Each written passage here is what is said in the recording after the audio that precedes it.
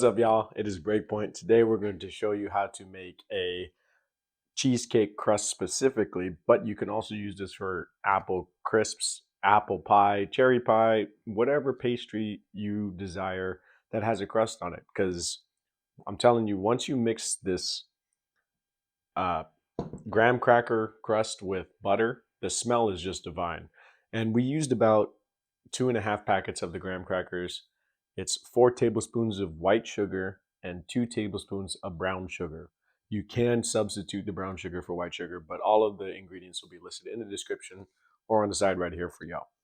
But all we did was just put them together in a bowl. I blended the graham crackers up, and then I mixed the sugars in with there. So now all we're going to do, we're going to put this in our 9-inch cake pan.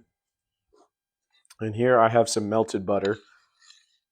And all I'm going to do is pour this on top of the graham cracker crust, right? And you're just going to mix it all together until it's well incorporated. It'll look dark brownish. It'll look like sand almost. But we will be right back after we're done stirring this and show you a little bit of action. And we'll show you the finished product. All right, y'all. This is what the final product should look like. As you can see, the texture is almost like wet sand in a way, right?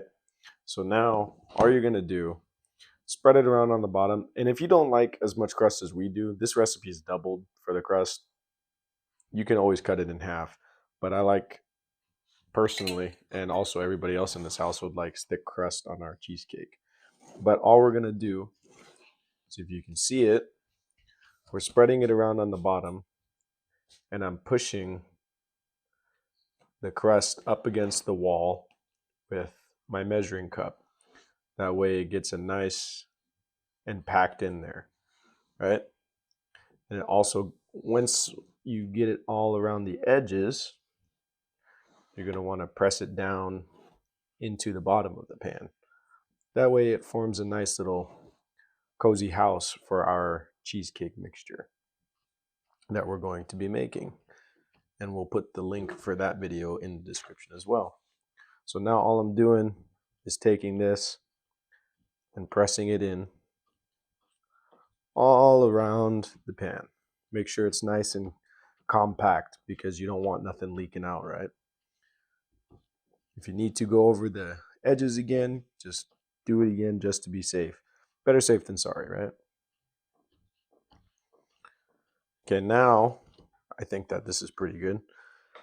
What I'm going to do, I missed a spot. What I'm going to do once I'm done with that, I'm going to take my finger and I'm going to push down in the corners like this, right? Just like that, all the way around.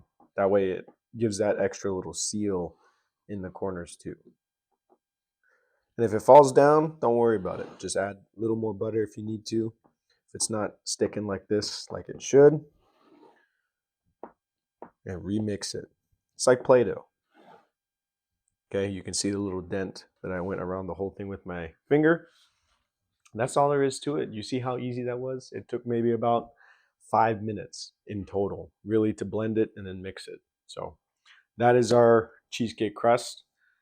Please don't forget to hit that like and subscribe button if you want to see more content. The link to our cheesecake video will be in the description, and it'll be on the right side when the video is over. Also, hit the bell whenever you want to be notified of whenever we post. And feel free to comment and let us know what else you would like to see. We'll see you next time, y'all.